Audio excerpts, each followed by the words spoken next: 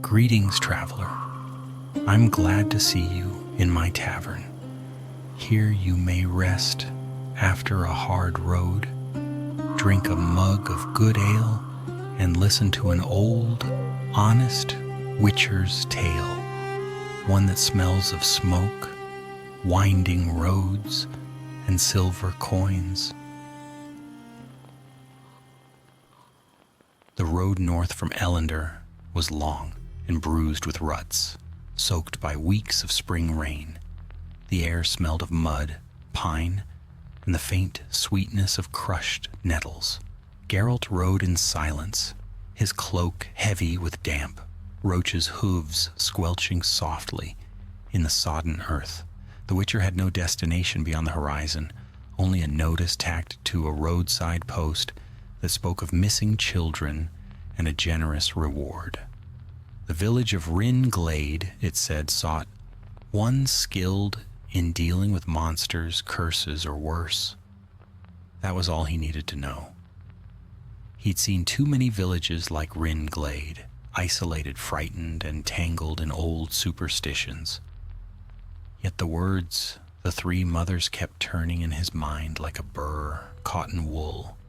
He remembered hearing the name once before, in a tavern near Haga, a tale half-whispered by a drunken peddler about three sisters who ruled the forest with kindness until men's greed turned them cruel. By dusk, the trees thickened into a tangled canopy of ash and alder, blotting out the last light of the sun. Smoke from hearth fires reached him first, then the faint sound of a child crying. Geralt's hand went to his silver sword. He guided Roach toward the sound until the forest thinned and the village appeared, no more than a dozen thatched cottages huddled around a sagging well. When he rode in, villagers scattered like startled birds. A few peered from behind shutters, others pretended not to see him at all. Only an old woman bent and gray as frost dared to meet his gaze. "You're the Witcher?" she asked, her voice a rasp of suspicion and hope. "I am," Geralt replied. "I heard of your troubles." The old woman nodded slowly. "Then you heard of the mothers?"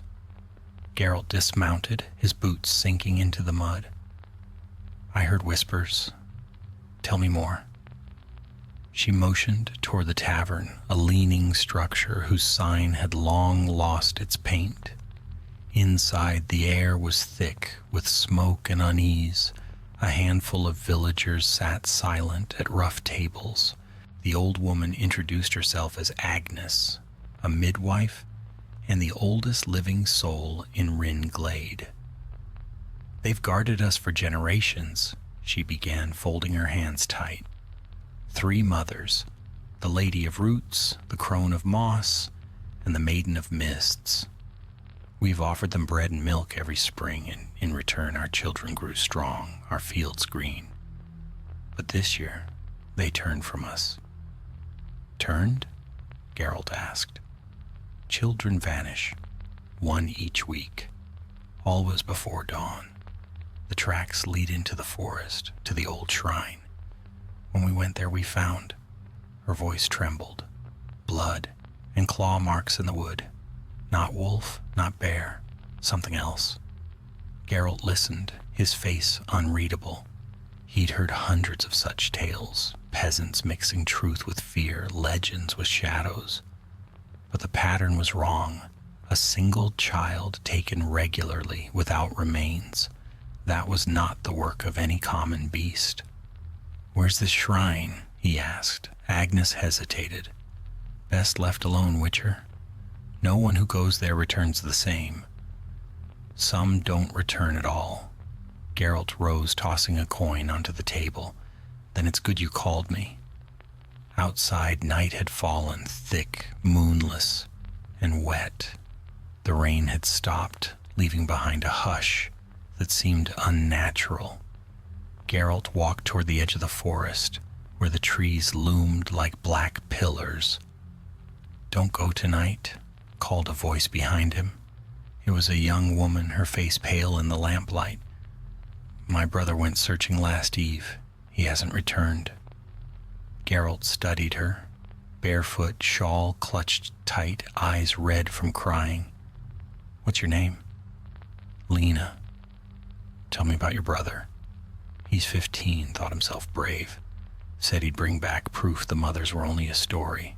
I begged him not to. Geralt nodded once. I'll find him if I can. He entered the forest, senses sharpening.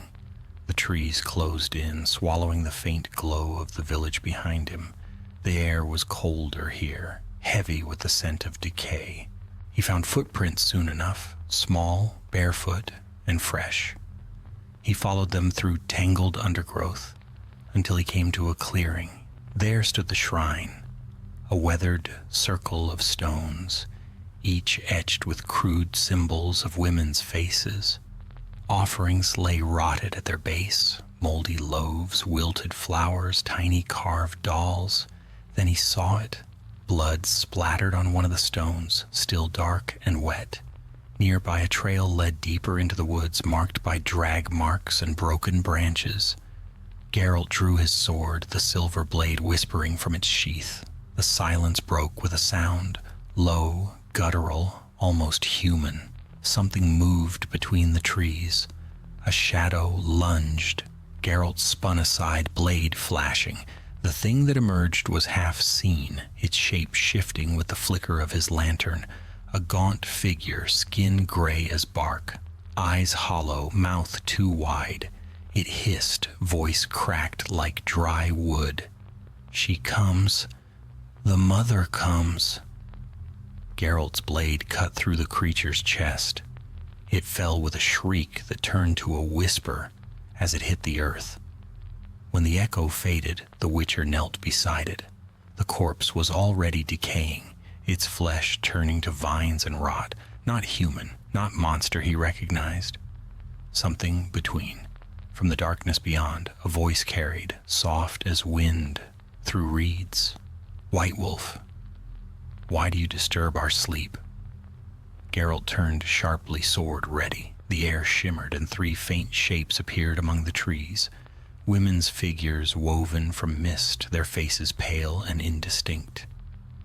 We gave them life, one whispered. We take it back. Then they were gone. Geralt sheathed his sword, eyes narrowing. Whatever haunted Ringlade was no ordinary curse, and by dawn he knew it would want him dead. When morning came, the forest lay shrouded in mist, pale light filtering through a curtain of damp leaves.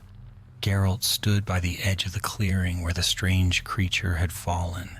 What remained of it was little more than blackened roots tangled in moss, as though the earth itself had swallowed the corpse. The Witcher crouched low, brushing the soil aside with gloved fingers. Beneath the roots gleamed something small and metallic, a charm shaped like a woman's face, crude but old, carved with unsettling precision. He pocketed it and straightened, his breath visible in the cold air. There was magic here, that much was certain, wild, ancient, and tied to the land itself. Not sorcery in the sense he knew it, not the handiwork of mages. Older, deeper. By the time he returned to Ringlade, the village had begun to stir. Smoke drifted from chimneys, and the weary folk gathered near the well, speaking in hushed tones. When they saw the Witcher approach, their murmurs ceased. Did you find him? Lena asked before he could dismount. Her eyes were hollow with sleeplessness. Geralt shook his head. No body. No sign of your brother, but footprints and blood. And something that doesn't belong in your woods. Agnes crossed herself and muttered a prayer. The other villagers exchanged fearful glances. The mothers are angry, someone whispered. They're not gods, Geralt said curtly. And what's happening here isn't divine punishment, it's something else. I'll need to see the place where you leave your offerings. The shrine? Agnes asked. No, he replied. The old one, the first place they were worshipped. Her gaze flickered away. That place is cursed. No one goes there. That's exactly why I will, Geralt said. After a moment, Agnes nodded reluctantly. South of the glade, near the river bend. You'll know it when you see it. But take care, Witcher. The forest remembers. It keeps what enters it. He left at once, following a narrow trail that twisted through ferns and gnarled roots. Birds fell silent as he passed. The air thickened with the scent of mildew and wet stone. Before long, he came upon the ruins, a ring of toppled stones overgrown with ivy, and at its center the remnants of a once grand statue. 3 figures, their faces eroded by centuries of wind and rain, stood intertwined. Mothers indeed, one young, one old, one ageless. But beneath their feet lay another carving, mostly buried under leaves and earth. Geralt brushed it clear and frowned. The runes were elder speech, though worn beyond easy reading. He caught only fragments. Bonded, curse, blood for blood. It was no shrine of protection. It was a binding place. He drew a vial of dimeritium dust from his belt, sprinkling it lightly.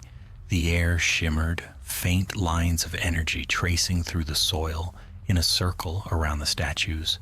A protective seal, weakened but still alive. Something stirred beyond the ruins. Geralt turned sharply, hand to sword. A woman stepped from the shadows, her cloak dark with dew, hair bound in a rough braid. Witcher, she said, you walk in dangerous places. Geralt's eyes narrowed.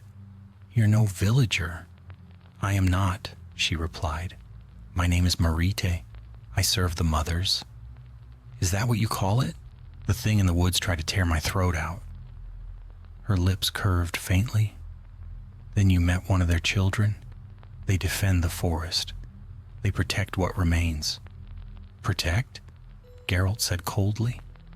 They're stealing children, killing them. Marita's expression hardened. You know nothing. The people broke the pact generations ago. They took from the land and gave nothing back. The mothers are hungry because they've been forgotten. Hungry gods are dangerous ones, Geralt said. They are not gods, Marite whispered, her voice trembling. They were women once, the first to dwell here. They bound their lives to the forest to guard it from the men who burned and cut and poisoned. But their bond twisted over time. Now they feed on what they once swore to protect. Geralt studied her carefully. She spoke like a fanatic, yet her eyes were filled with sorrow, not madness. And you? He asked. You feed them? Marite hesitated. I ease their hunger. A little blood keeps the peace. Better a few lost than all consumed. That's no peace, Geralt said flatly. It's fear. The woman's jaw tightened. You would slay them as you slay all things. You don't understand. I understand enough, Geralt said. If they were once human, there might be a way to break the curse. Marite's eyes widened, then filled with a strange, almost pleading light. If you find such a way, Witcher, remember this. The mothers were betrayed by one of their own. It was she who bound them here. Her name was Irene. Find her bones, and perhaps their torment can end. Before he could reply, she turned and vanished among the trees as silently as mist. Geralt watched the place where she'd stood until the forest swallowed all trace of her. Then he bent once more to the runes at the statue's base, tracing their lines with a gloved finger. Blood for blood. The words glowed faintly beneath his touch, pulsing with life. That night he returned to the village, though sleep was far from his mind.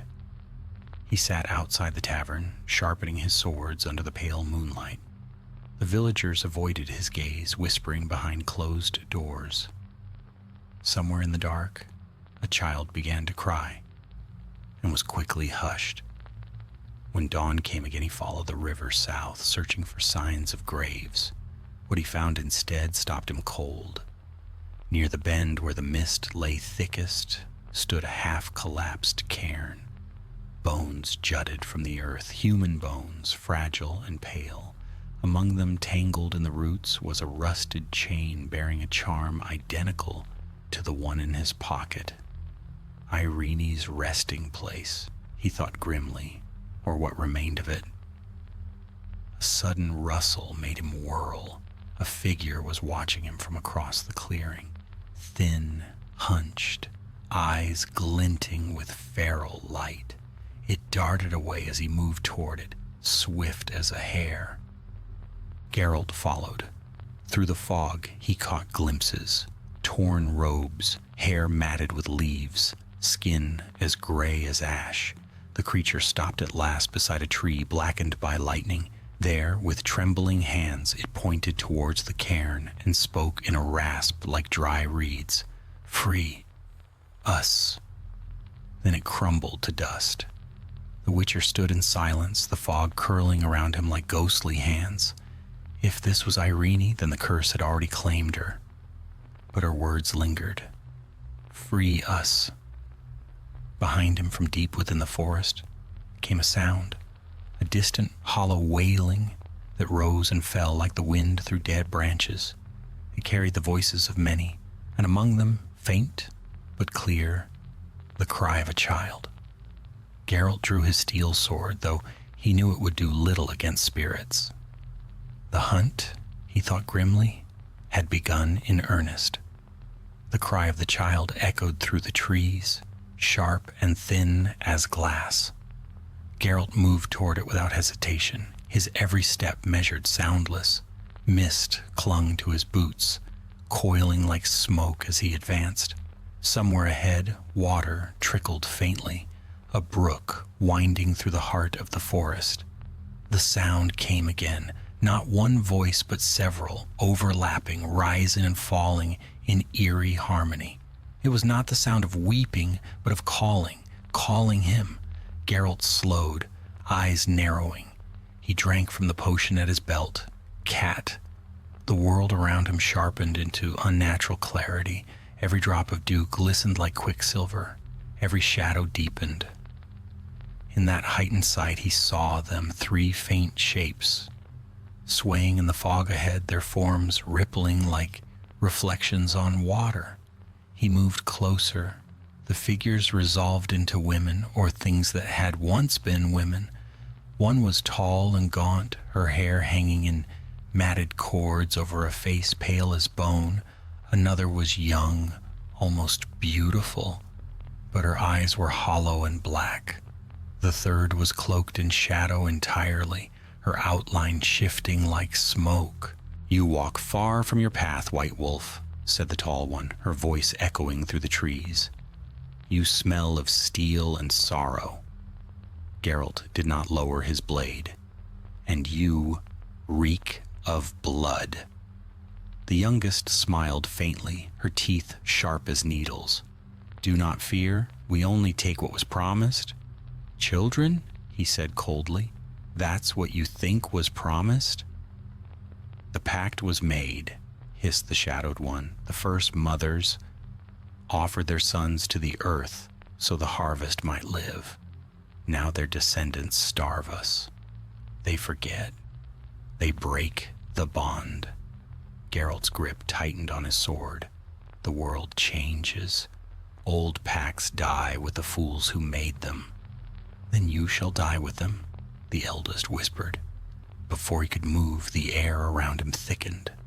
Roots burst from the ground, coiling like serpents around his legs. He slashed through them, the silver blade singing as it met flesh that was not wood, but something living.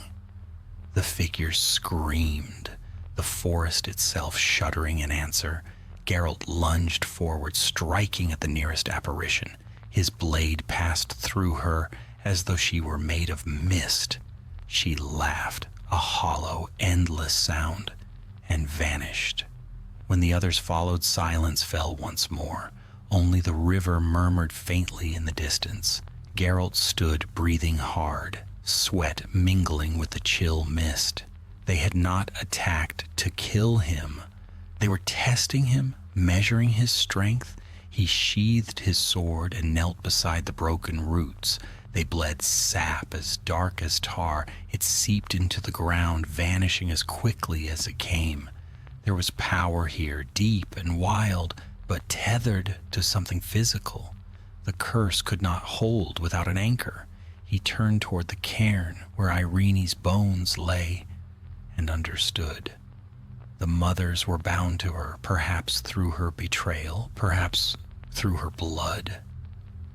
If he could break that link, if he could sanctify her grave or destroy it, he might end the curse entirely. But curses like this never broke cleanly. They clung, they fought back. By the time he returned to Rin Glade, the sun had dipped below the trees. The village was restless. Torches burned in every hand, and the air was thick with the sound of grief. Lena met him at the edge of the square, tears streaking her face.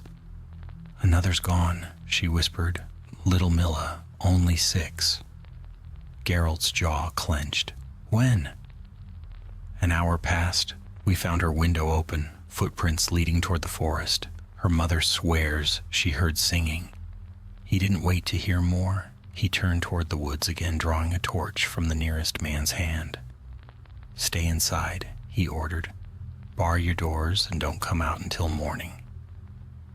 This time he didn't walk. He ran. The trail was easy to follow. Tiny prints in the damp earth, the occasional scrap of cloth caught on a thorn. The footprints stopped abruptly near the brook. There, on a flat stone at the water's edge, lay Milla's doll, soaked through and streaked with red. Geralt's torch hissed as a gust of wind blew across the clearing. The mist thickened again, swirling around him, coalescing into faces. Dozens of them, women, children, men, all hollow-eyed and whispering. He drew a sign in the air. "Irden." The circle flared purple, anchoring him as the spirits closed in.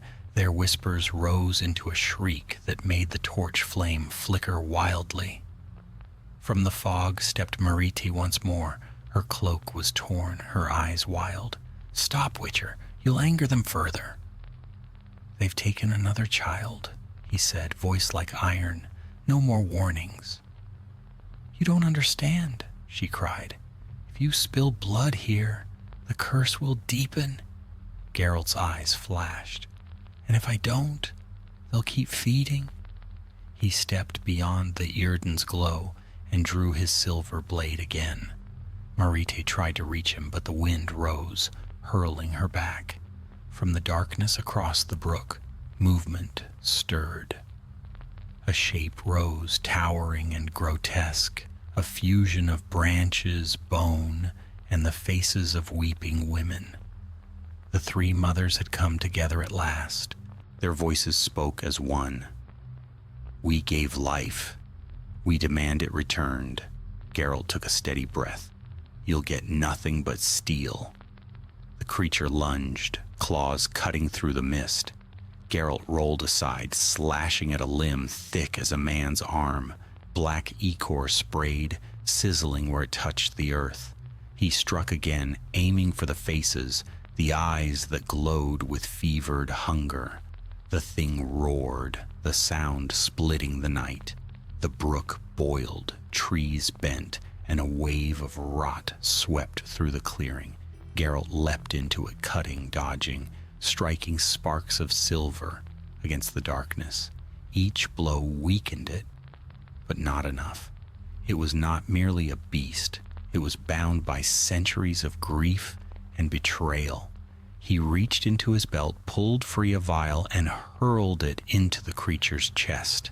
The explosion of blue fire lit the forest like day. The mothers screamed, their voices fragmenting into 3 once more. The mass tore apart, scattering into the mist. Geralt fell to one knee, panting, his sword slick with black sap. The world was silent again, save for the rushing of the brook. When he lifted his head, Marite stood before him, her expression unreadable. "You've wounded them," she said softly. "They'll retreat for now, but they'll heal. You cannot kill what is bound."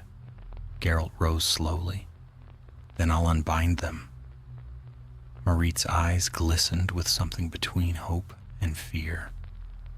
"Find Irene's heart. It was taken from her grave long ago, hidden by those who wished her curse to remain. Without it the bond endures. With it—" She hesitated. "You might free them, or doom us all." She turned away before he could speak again, vanishing into the trees as dawn began to break. Geralt stood alone beside the brook, the rising sun painting the mist in shades of blood and gold. He sheathed his sword, the words echoing in his mind. "Find Irene's heart." He looked back toward the village where smoke from the morning fires curled into the sky. Somewhere beyond that smoke lay the next step of his path, through deceit, through darkness, through the whisper of the 3 mothers. And he knew the forest had not finished with him yet. The village of Rin Glade lay quiet beneath a bruised dawn. A thin mist hung low over the rooftops, drifting between the thatched chimneys like breath from unseen mouths. Geralt led Roach through the empty square, his cloak torn and spattered with black sap. The villagers watched from behind shuttered windows, whispering prayers as he passed. None dared meet his eye. He tied the mare outside the tavern and stepped in. The air was thick with the smell of damp straw and boiled cabbage. Only Agnes was awake, tending to the hearth. She turned as he entered, her lined face pale in the firelight. "You've seen them then," she murmured, as though speaking too loud might summon the things she feared. "I've seen something," Geralt replied. "They've taken another child. Milla." Agnes closed her eyes, the breath shuddering from her chest. "It won't stop until the old debt is paid." "The debt's centuries old," said Geralt, "but someone's been keeping it alive. A woman named Marite. She says the mothers were betrayed by one called Irene, and that her heart was taken from her grave." Agnes froze at the name. "Irene," she whispered, tasting the word like poison. "I know that name. She was a witch, a healer who came from the north before the first wars. They said she made a pact with spirits of the forest to save the harvest after a plague. When the fields flourished, the people called her saint. But when the rains stopped and the land turned sour again, they called her monster. They burned her house and scattered her ashes in the river. Her heart? No one knows," Agnes said softly. "Only that her bones were buried near the river bend, under the watch of the 3 mothers. After that, no one spoke her name again." Geralt frowned. "Someone did. Marite did, and she believes that heart still binds the spirits to this land." Agnes crossed herself. "Then you mean to find it?" "I do." She nodded slowly, as if she had expected nothing else. "There's a man who might help you. Father Corbin, the priest of the old chapel north of here. He keeps records from before the war, stories, relics, things even the Baron's men left untouched. If Irene's heart still exists, he'll know where it lies." Geralt thanked her and left, the morning cold biting at his face. The road to the chapel wound through low hills and stunted trees, the path littered with broken stones. The forest here felt older, more awake. Once or twice he thought he heard footsteps behind him, but when he turned there was only mist and silence. The chapel stood half ruined atop a rise overlooking the river. Its bell tower leaned to one side like a weary sentinel, and ivy crawled up the cracked walls. As Geralt approached, the heavy doors creaked open and a man emerged, thin, gray-bearded, his eyes bright with the feverish glow of one who has seen too much. "I know why you've come," said Father Corbin before Geralt could speak. "The whispers reached me even here. The forest stirs again." "You've heard of Irene?" The priest nodded slowly. "Aye. She was no witch. Not at first. A scholar of the old ways. A keeper of the balance between man and nature. But her gift turned against her when the villagers slew her. The spirits she'd bound to the earth did not die. They changed. They became what you call the mothers. And her heart?" Father Corbin's gaze flicked to the shadows behind him. "Hidden.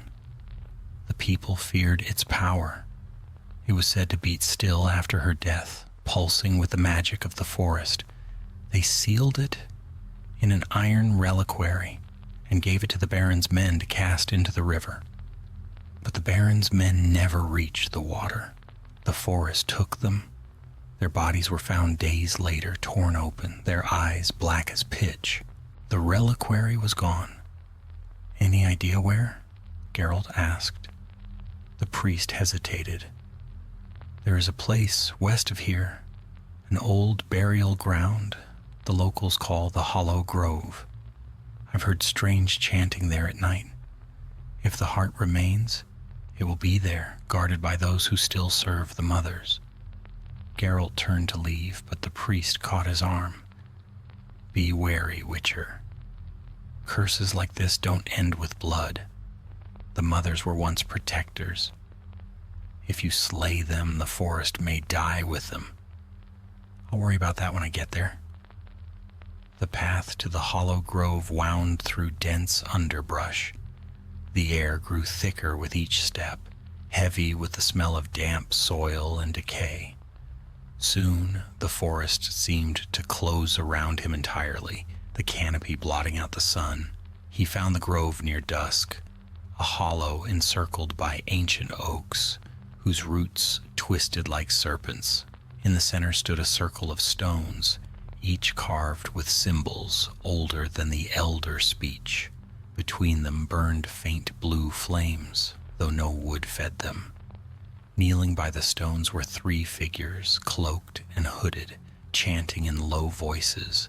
Their words slithered through the air, a tongue Geralt did not recognize but felt deep in his bones. He stepped forward, sword drawn. "Enough." The chanting stopped.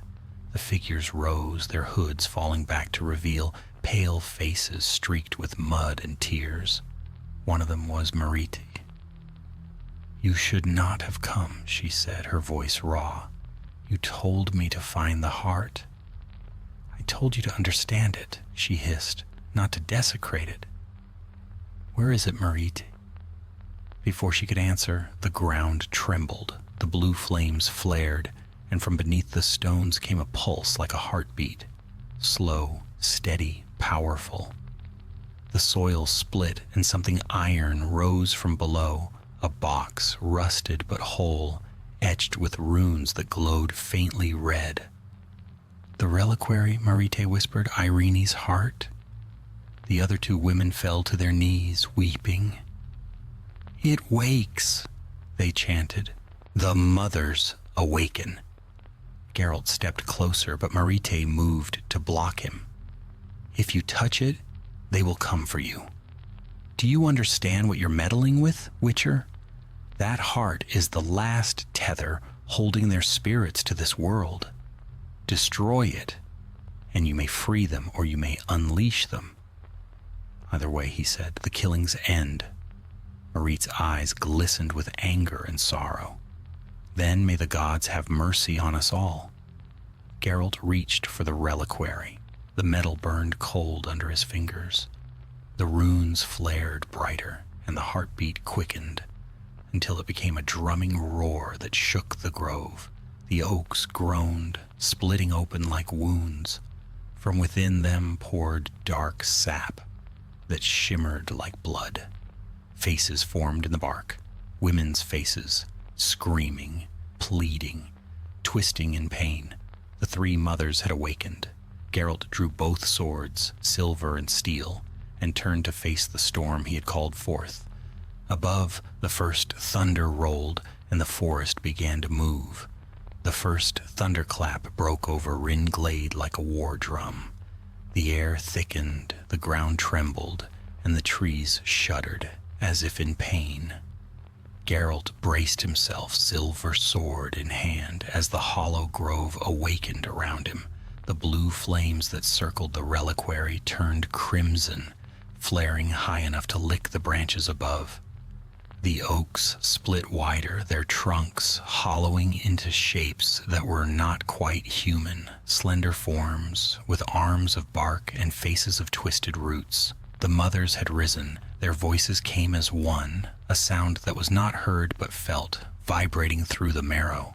Blood has answered blood. The heart remembers. Mariti fell to her knees, her face pale, eyes filled with awe and terror. The two women beside her screamed as roots burst from the ground, wrapping around their ankles, pulling them down into the soil.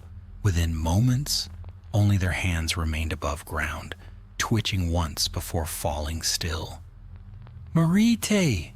Geralt shouted. "Get back!" But she did not move. She was staring at the reliquary, her lips moving soundlessly, as if in prayer. Geralt cursed under his breath and stepped toward her, his medallion vibrating wildly against his chest. He felt the weight of the magic pressing down, ancient, raw, entangled in rage. The eldest of the mothers took shape before him. Her body was a mass of tangled branches and moss, her face sunken and veined with sap. "You would end us, Witcher?" she hissed. "You who slay beasts and call it mercy?" "I came to end a curse," Geralt said, "not to argue with ghosts." The second, the Maiden of Mists, drifted forward. Her eyes glowed faintly blue, her form half mist, half flesh. "There is no curse, only justice. Men betrayed us, burned our sister, tore her heart from her chest. The pact was broken, so we took what was owed." Geralt's voice hardened. "Children are not a debt, they're victims." The youngest, her face that of a girl no older than 16, smiled faintly. "All debts demand innocence. You know this, White Wolf.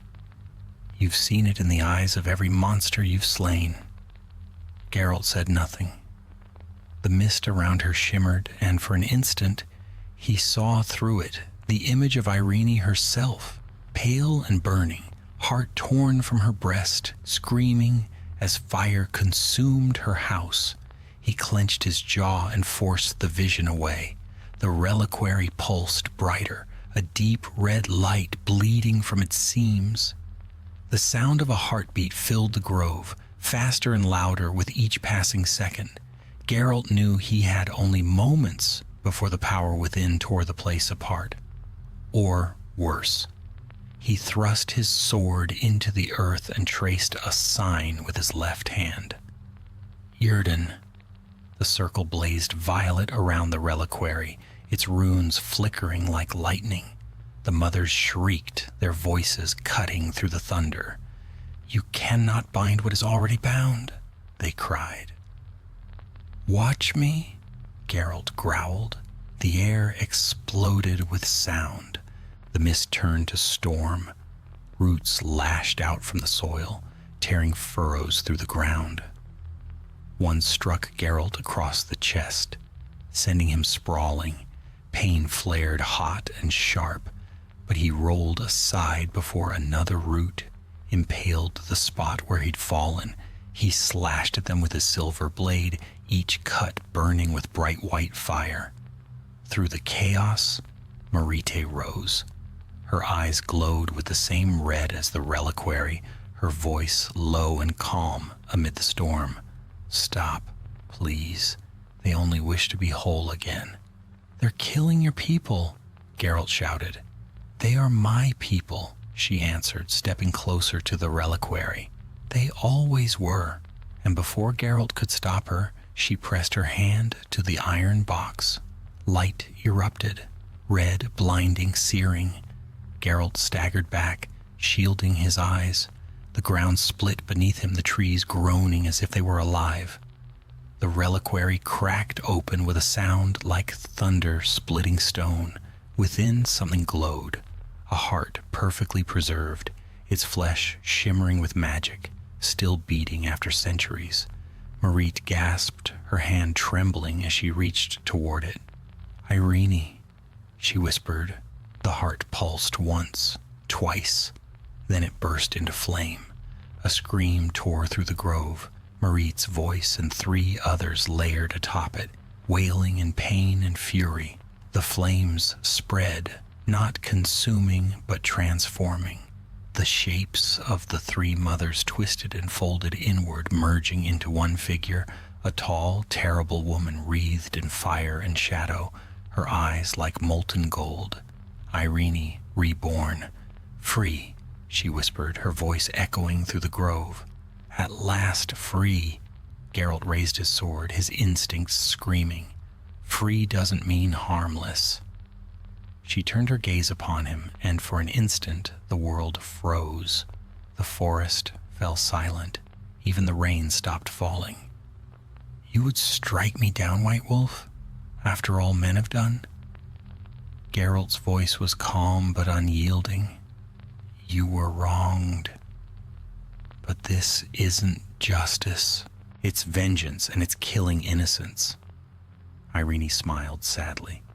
Justice and vengeance share the same mother. Then she raised her hands, and the grove erupted into chaos. Flames roared from the trees. Roots burst through the soil, writhing like serpents. Geralt leapt forward, his silver blade slicing through the nearest branch. Sparks flew as magic collided with steel. He rolled beneath a falling limb, slashed upward, and drove his sword deep into the figure's chest. The blade sank, but she did not bleed. Instead, Irene caught the sword in her hands and wrenched it free, tossing it aside like a child's toy. You cannot kill what was never truly alive. Good thing I brought a few tricks, Geralt muttered. He drew a flask from his belt and hurled it at her feet. The vial shattered, releasing a cloud of shimmering dust. Dimeridium mixed with refined celandine. The reaction was instant. The flames around her sputtered, dimmed, and the heartbeat that filled the grove faltered. Irene staggered, her form flickering. What have you done? Breaking the bond, Geralt said, retrieving his sword, ending it. He slashed once more, cutting through the space where she stood. This time, the blade met something solid. Irene screamed, her form splitting apart into 3, maiden, mother, and crone, each fragment wailing before dissolving into mist. Then came silence. The grove was still. The flames had died. Only the reliquary remained, cracked open, its heart reduced to ash. Geralt stood among the ruins, his breath ragged, his medallion still vibrating faintly. He turned, and there, lying beside the ashes, was Marit. Her body was still, her face peaceful. Geralt knelt beside her, checking for breath, though he already knew. Her pulse was gone. Yet as he looked closer, he saw something strange. Her eyes were open, and for a moment, he thought he saw gratitude in them. The wind stirred, carrying a whisper through the trees. A woman's voice, soft and clear. Thank you, White Wolf. Then it was gone. Geralt rose slowly, sheathing his sword. The grove around him no longer felt hostile. The mist had lifted and sunlight filtered weakly through the branches. The curse, it seemed, had ended. He mounted Roach at the forest's edge and looked back once more. The hollow grove stood silent, peaceful at last. But as he turned to leave, he noticed something half buried in the soil, a small wooden doll, its face carved with 3 women's smiles. He frowned, pocketed it, and rode on. The forest watched him go, whispering faintly in the wind. And far beneath its roots, something, small and rhythmic, still beat, slow and patient, like the echo of a forgotten heart. The road back to Rin Glade wound through the ruins of what the night had destroyed. Geralt rode in silence, beneath a washed-out dawn, the forest strangely still. Not even the birds dared to sing. A few miles behind him, the hollow grove smoked faintly, its ancient trees blackened by the fires of sorcery. Yet the air felt cleaner now, lighter, as though some weight had been lifted from the world. When the Witcher reached the outskirts of the village, the people were already gathered, drawn by the strange calm that followed the storm. They stared at him as he rode in, mud-streaked, sword at his back, eyes hollow from battle. No one spoke. It was Lena who stepped forward first. Her shawl was wrapped tight around her shoulders, her face pale. "Is it over?" she asked, her voice trembling. Geralt dismounted slowly. "It's over," he said. "The curse is broken. Your children are safe." A murmur rippled through the crowd, disbelief, then cautious relief. Some wept, others fell to their knees in prayer, but not all faces were grateful. Old Agnes stood near the well, her expression wary. "You killed them, then?" she asked. Geralt looked at her.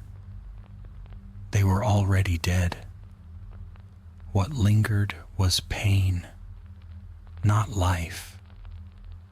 Agnes nodded slowly, though her eyes held sadness. "The forest will remember, Witcher." "It always does." He did not answer. He had heard such words before. Inside the tavern, warmth returned in small degrees. A fire burned low in the hearth, and the smell of bread filled the room.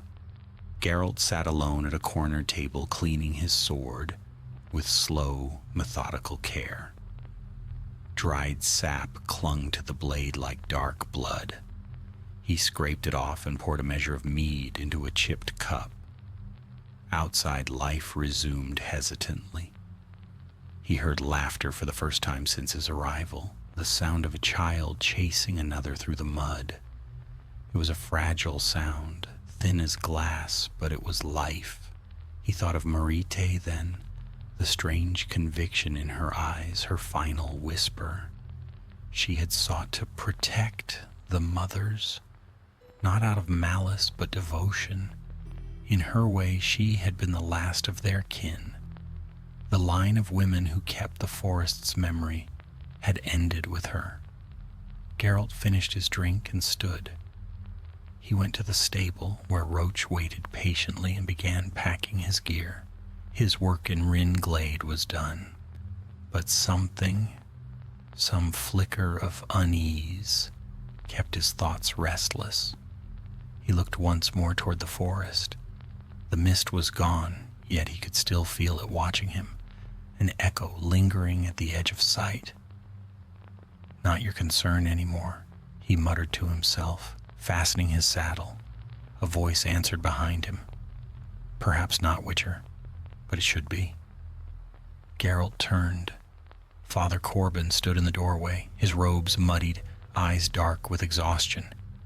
"You went to the grove," he said. "I felt it when the curse broke. The air shifted, the weight lifted.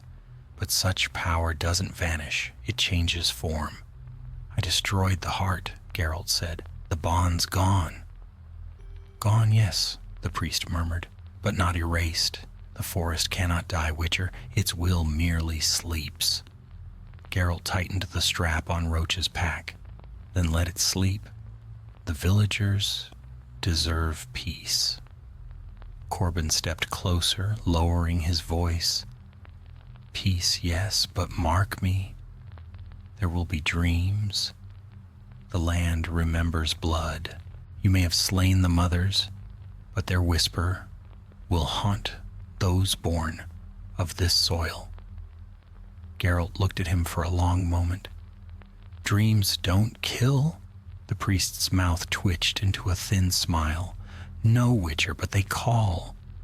He turned and walked away, his shadow stretching long across the square. Geralt watched him go, unease gnawing faintly in his gut. He had no desire to linger. He mounted Roach, gave the reins a light pull, and started north. The sun climbed higher as they rode. The road wound through open moorland now, the trees thinning behind him. He told himself he wouldn't look back. Yet when he crested the final ridge above Rin Glade, he reined in and turned in the saddle. From this height he could see the entire valley, the cottages, the smoke rising from chimneys, the fields glimmering with dew. It looked peaceful, untouched by what had transpired in the night. Only the faint line of black, where the hollow grove had burned, betrayed the truth.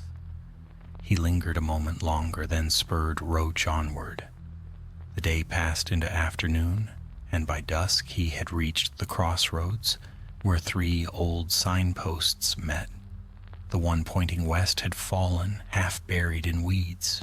He dismounted to set it right and noticed something carved into the wood. Not words, but a symbol.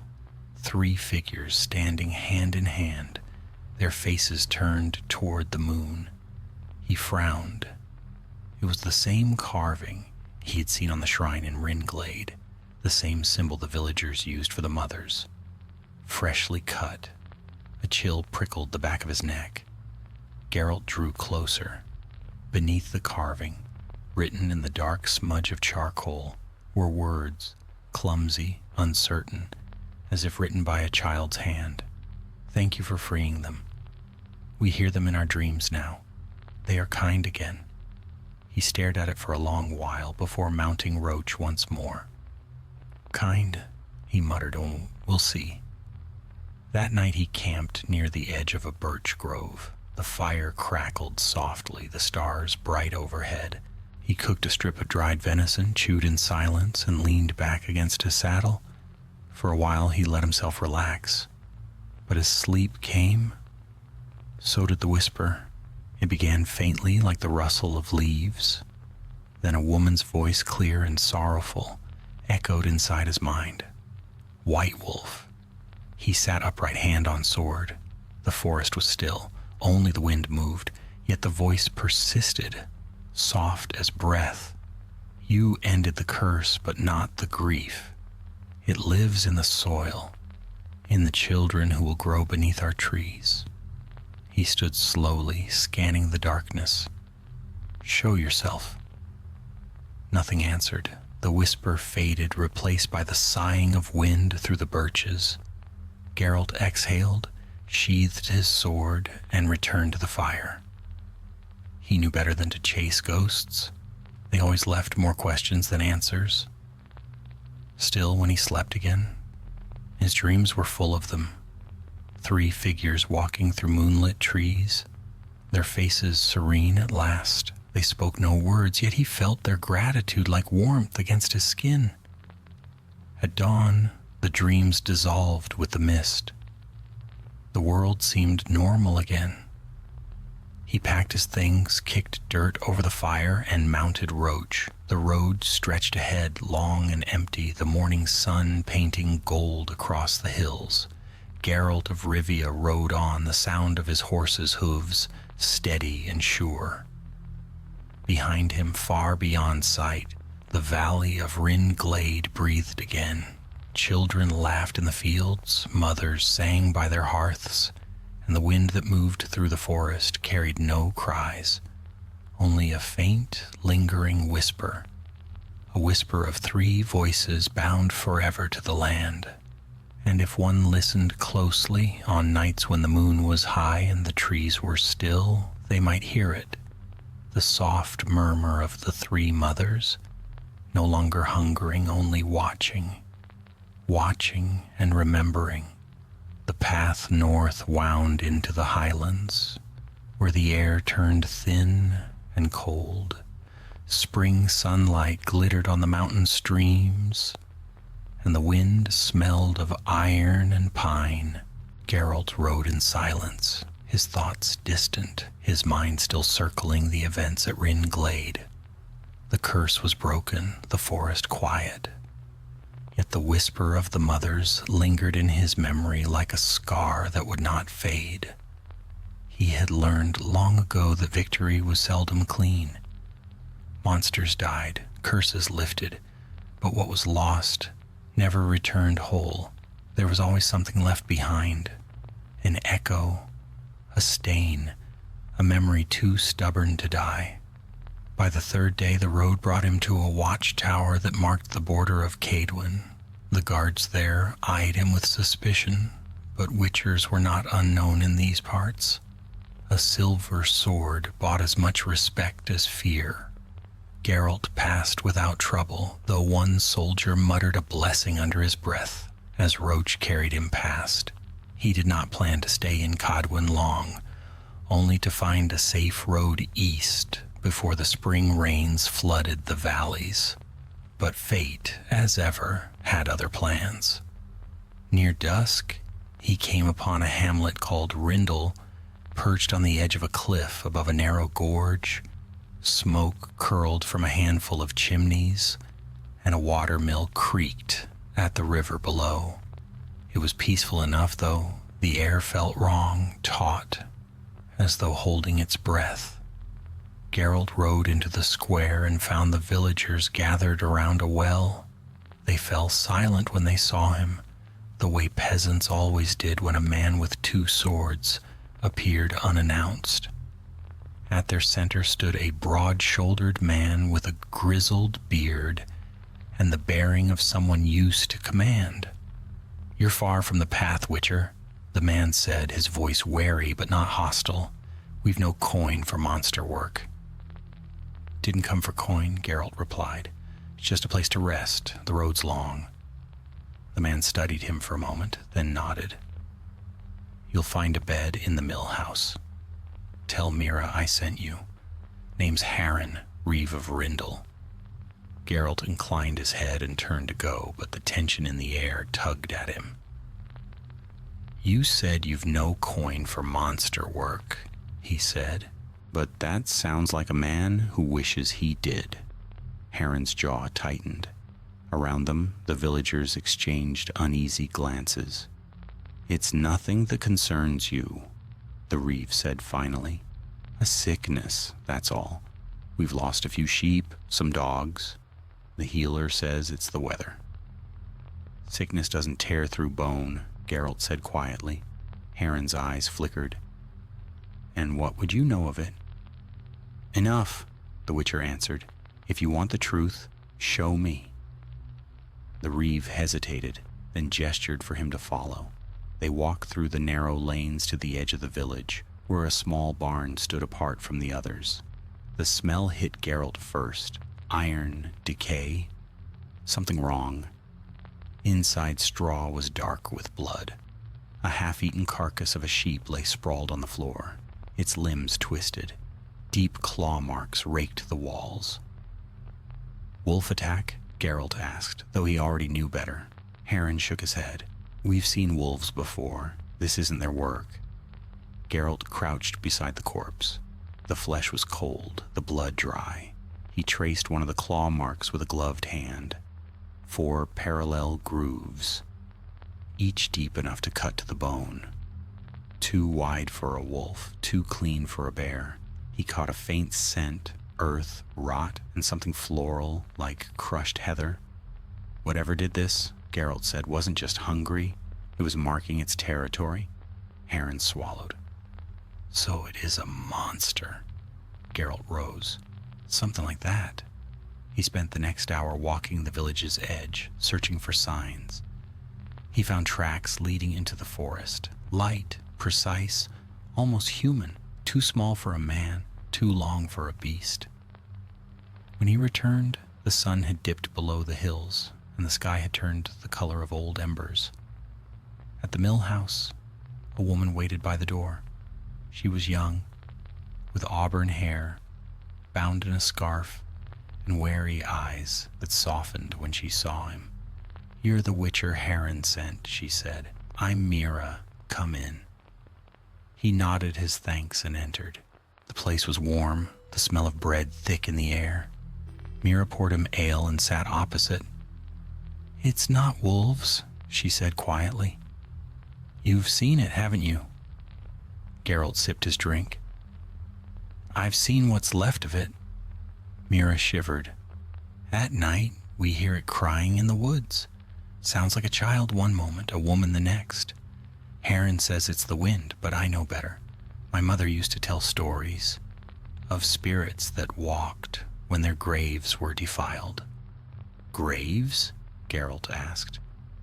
Mira hesitated. 3 nights ago the river flooded. It tore open the old cemetery on the cliff. The bones washed down into the gorge. After that, the killings began. Geralt leaned back, thoughtful. "Could be a night wraith," he said. "Or worse.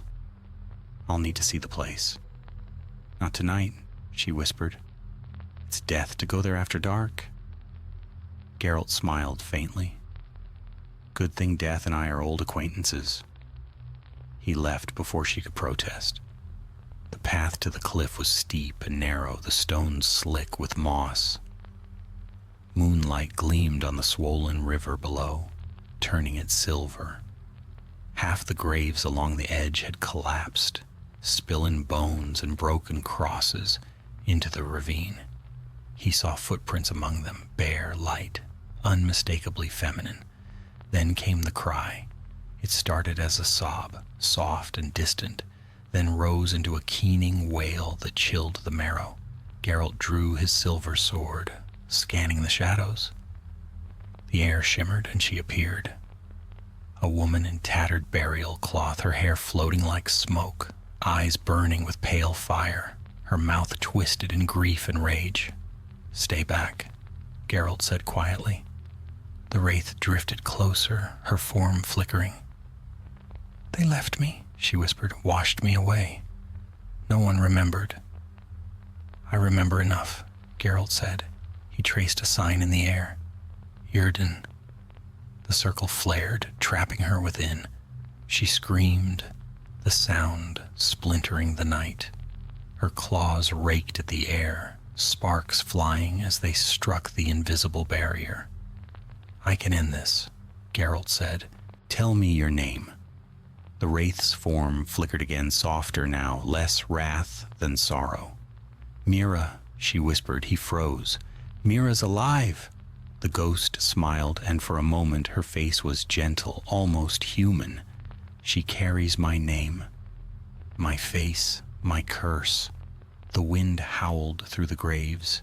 Geralt's medallion vibrated violently. The truth came together like shards of glass. The spirit wasn't a stranger. It was bound by blood to the living woman in the village. A mother, perhaps, or a sister, drowned long ago and forgotten until the flood unearthed her bones. "Tell me what you want," he said. "Peace," she breathed.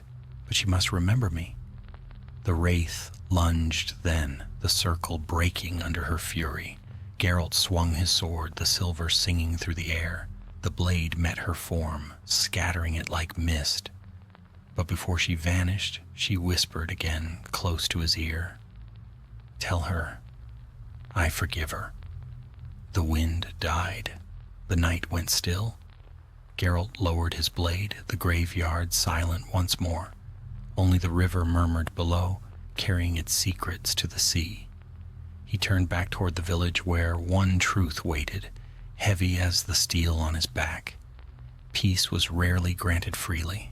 It always demanded remembrance and a price. The first light of dawn crept over the cliffs, painting the gorge in hues of pale gold and ash. Geralt stood among the broken graves, his breath misting in the chill air. The wraith was gone, banished for now, but the ground where she had stood remained frozen, a ring of frost in the wet earth. He sheathed his silver sword slowly, his mind heavy with what he'd heard. Mira. The name still echoed in his ears. The wraith's face had borne a strange likeness to the miller's wife, the same eyes, the same voice twisted by grief. Witchers did not believe in coincidence. Blood called to blood. The dead rarely rose without a tether to the living. He gathered a fragment of bone from the shattered grave, wrapped it in cloth, and set it carefully into his pouch. It pulsed faintly with residual magic. The spirit's remains. He would need it to finish what he had begun. By the time he returned to Rindle, smoke was already rising from the chimneys, and the smell of baking bread filled the air. It might have been a morning like any other, but Geralt could feel it, the unease in the people, the way they glanced toward the cliffs with dread. The curse had been sleeping under their feet long before the flood had woken it. He found Heron outside the well, speaking in low tones with two men. When they saw the Witcher, their talk fell silent. "Well?" the Reeve demanded. "Did you find the beast?" "Not a beast," Geralt said. "A spirit. One bound to this land and to someone here." Heron's brow furrowed. "A spirit? A wraith?" Geralt replied. "A woman's ghost? She was disturbed when the river unearthed her grave." The men exchanged nervous looks. "Then we must burn what's left," one said. "Salt the ground." Geralt shook his head. "That won't help. The remains aren't the source, it's the bond. Someone in this village keeps her here." "Who?" Heron asked. "I'll know soon enough." He left them standing there, their fear thick as smoke, and went to the mill house. Mira met him at the door, her hands dusted with flour, her face pale but calm. "You went to the cliffs," she said. "I did." "And?" He studied her a moment before answering. "You told me the graves were washed away. Did you lose anyone?" Her eyes flickered just once. "Long ago. My mother drowned when I was a child. The river took her before they could bury her properly. My father carved her name on an empty grave. But she's gone, Witcher. She's been gone these 20 years. Geralt's voice was quiet. "She isn't gone, Mira. She's waiting." Her hands trembled. The flour fell like snow to the floor. "That's not possible." "I saw her," he said simply. "She spoke your name. She said she forgives you." Tears welled in her eyes, but she shook her head fiercely. "No, you're mistaken. I loved her. Geralt reached into his pouch and unwrapped the bone, pale and gleaming in the morning light. The air thickened, heavy with unseen weight. Mira gasped. "She's tied to you," Geralt said, "by blood and by guilt." "I did nothing wrong," Mira whispered. "I was a child. The river flooded. She went to save the animals and—" Her voice broke. "She never came back. Father said it was my fault, that if I hadn't left the pen open—" Geralt's gaze softened. "You've carried that guilt ever since. It's what binds her. She doesn't want vengeance, Mira. She wants release." Mira pressed her hands to her face, her shoulders shaking. "What must I do?" "Go to her," Geralt said, "before nightfall. Speak her name, forgive her, and let her forgive you. I'll see to the rest." She nodded, silent tears streaking her cheeks. That evening, when the sun dipped low and shadows stretched long across the fields, they climbed the path to the cliff together. The wind was sharp, and the river far below whispered with the voices of the drowned. The villagers watched from a distance, too frightened to come near. At the edge of the graveyard, Geralt drew the bone from his pouch and set it upon the soil. Then he stepped back. "Call to her," he said. Mira hesitated. Then softly she spoke. "Mother." The air shivered. Mist coiled between the tombstones, taking shape, a woman's figure, fragile and luminous. Her face was pale, her eyes sorrowful, but gentle. "Mira," she whispered, her voice like the wind through leaves. "My child." Mira fell to her knees. "I'm sorry, I never meant..." The spirit raised a hand, silencing her. "You did no wrong. I stayed because I could not bear to leave you alone." Geralt watched silently, the wind tugging at his cloak. He had seen countless curses born of hate and betrayal, but few bound by love. Such bonds were stronger, more painful to break. "Can you let her go?" he asked quietly. The spirit turned her gaze upon him, eyes like silver glass. "If she remembers me, if she lives without my shadow." Mira looked up, her face wet with tears. "I will, I promise." The wraith smiled faintly, and for the first time her form began to fade. "Then I am free." A gust of wind swept through the graveyard, scattering the frost. The air warmed and the mist lifted. When it cleared, only the empty grave remained. Mira wept silently. Geralt laid a hand on her shoulder, a gesture of quiet comfort. "It's done." She nodded, unable to speak. They returned to the village under a sky filled with stars. The people watched them come, whispering among themselves, but no one dared to approach. Heron met them by the well. "The crying," he said in wonder. "It stopped." "It won't return," Geralt said. He did not wait for thanks. When he reached the mill house, he gathered his gear. Mira came to the door as he mounted Roach.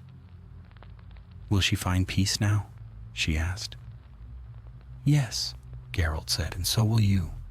She managed a small, grateful smile. "Then thank you, Witcher, for her and for me." He nodded once, then turned his horse toward the road. The night air was cold, the moon riding high. The village lights faded behind him, and only the whisper of the river kept him company. For a long time he rode without thought, the rhythm of Roach's hooves steady against the earth. The world was quiet save for the sigh of the wind and the murmur of unseen waters. At last he allowed himself a breath of peace, 2 curses broken, 2 souls freed. Yet deep within he knew peace was a fragile thing, easily shattered.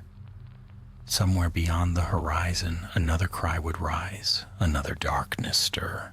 Such was the path of the Witcher. He touched the hilt of his sword, the metal cool under his hand, and rode into the silver glow of dawn. The road wound eastward through Cadwin's forests, the land rising in slow undulations of stone and fir. For 3 days Geralt rode without seeing another soul. The weather had turned colder, and the sky hung low with gray clouds that promised rain. The quiet suited him. It washed the noise of the past weeks from his mind. Yet peace, like warmth, never lingered long for Witchers. By the 4th evening, the wind brought with it the scent of wood smoke, not the pleasant kind that spoke of hearths and bread, but the sharp, bitter tang of something burning out of place. He slowed Roach and followed the smell through the trees. The trail led to a small clearing where the remains of a camp smoldered, the ground scorched black, tents reduced to ash. Geralt dismounted, senses sharpening. His medallion trembled faintly. Someone or something had died here, and not long ago. He crouched, tracing the soot with his fingers. Beneath the ash he found bones, small, human, soldiers' bones by the look of them, charred armor still clinging to their forms. A fight, then. But with what? He rose and circled the site, his eyes scanning the edges of the clearing. The answer came quickly. Claw marks, deep and ragged, gouged into the trunks of nearby trees, something large, and there, hoof prints, four-toed, heavy enough to sink deep in the soil.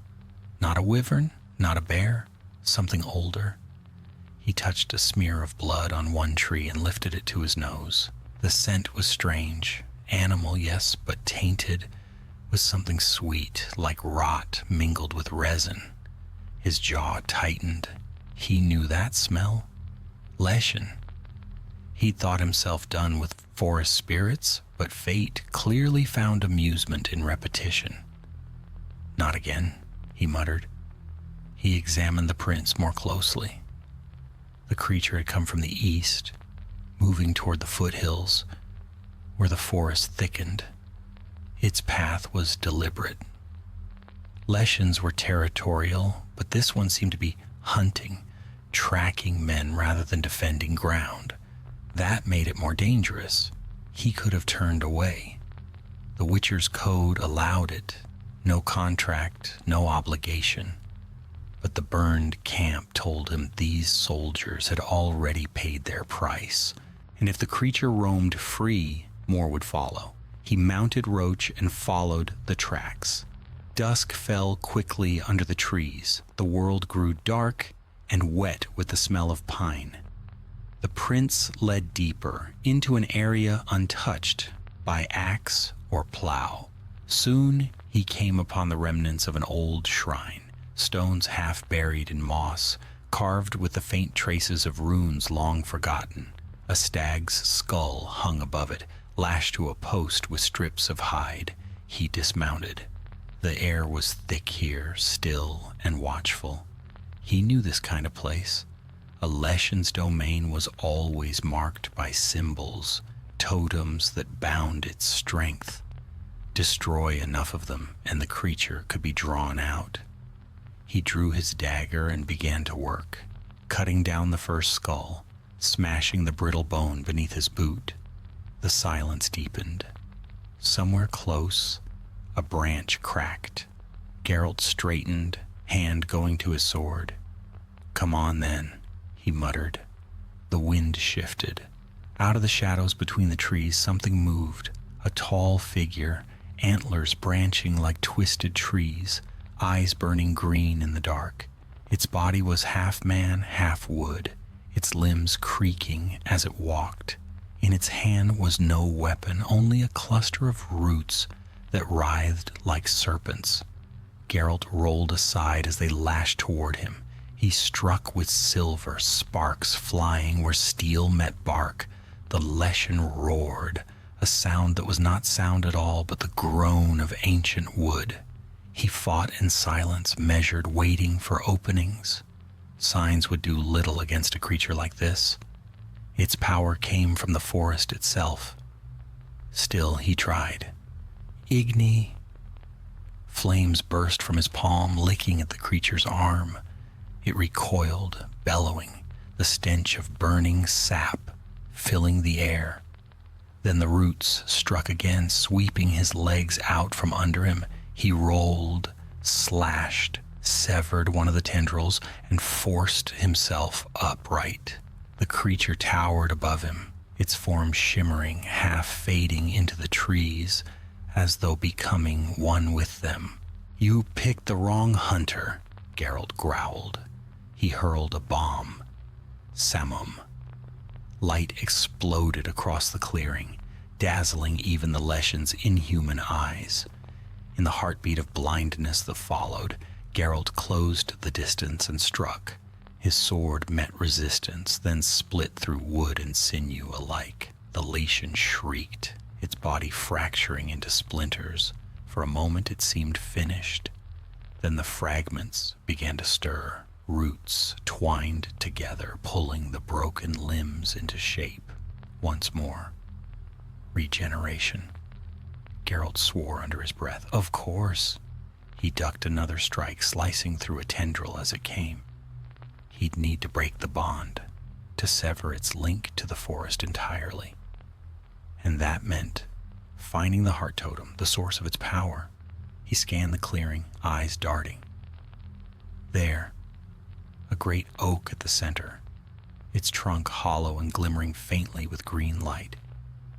The Latian sensed his intent and roared, the sound shaking the ground. Geralt sprinted for the tree, diving beneath a sweep of claws.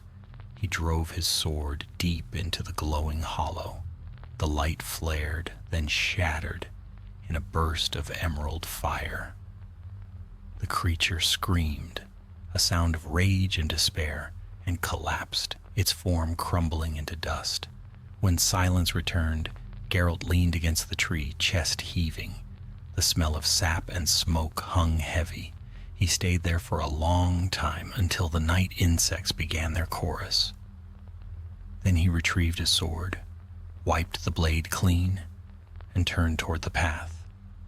Behind him, the ruins of the shrine smoldered faintly. He noticed something glinting among the ashes, a charm carved from bone, shaped into 3 entwined figures, the same mark he had seen in Rin Glade. He picked it up slowly, turning it in his fingers. It pulsed faintly, alive with residual magic. "Not again," he whispered. The Latian had not been wild at all. It had been summoned, bound to serve something older. The Three Mothers' curse had stretched farther than he'd thought. Geralt pocketed the charm and mounted Roach once more. The forest behind him seemed to sigh, as though exhaling after centuries of pain.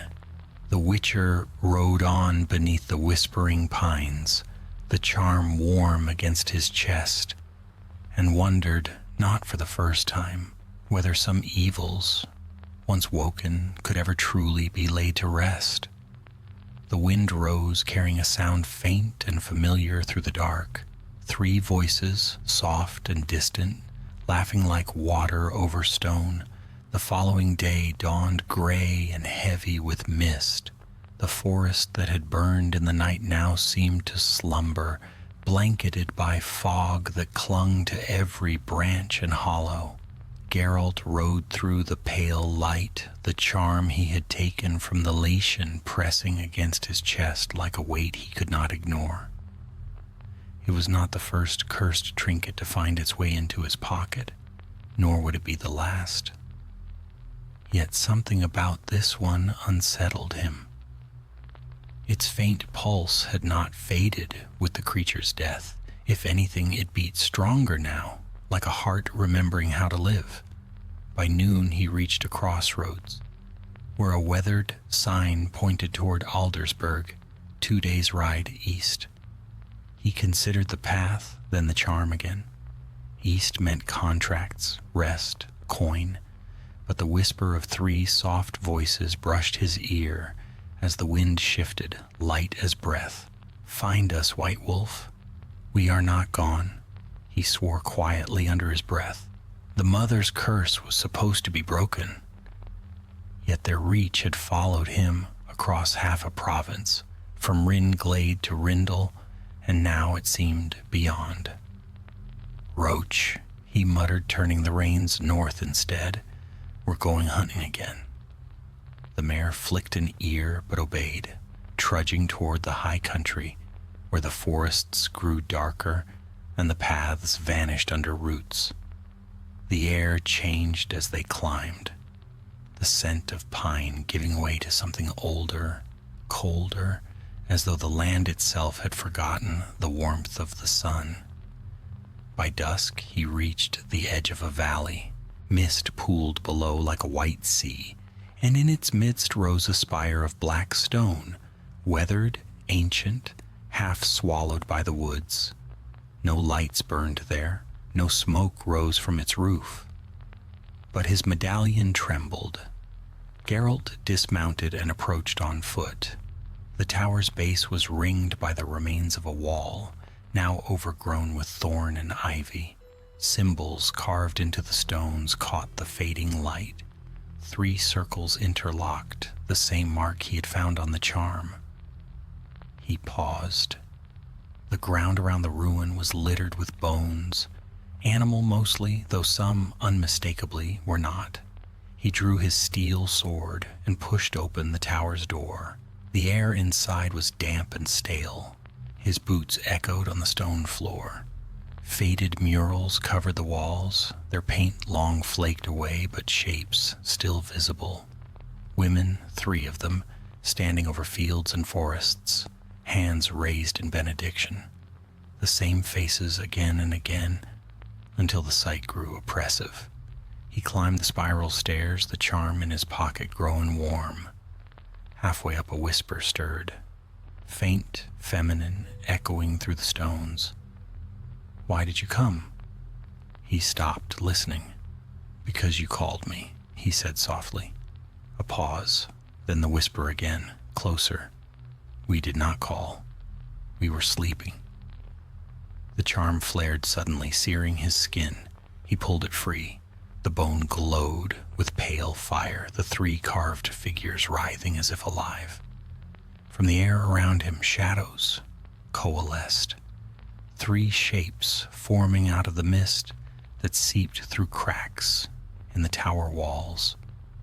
They were not as they had been in Ringlade. These were fragments, weaker, half-transparent, yet their presence filled the stairwell with cold.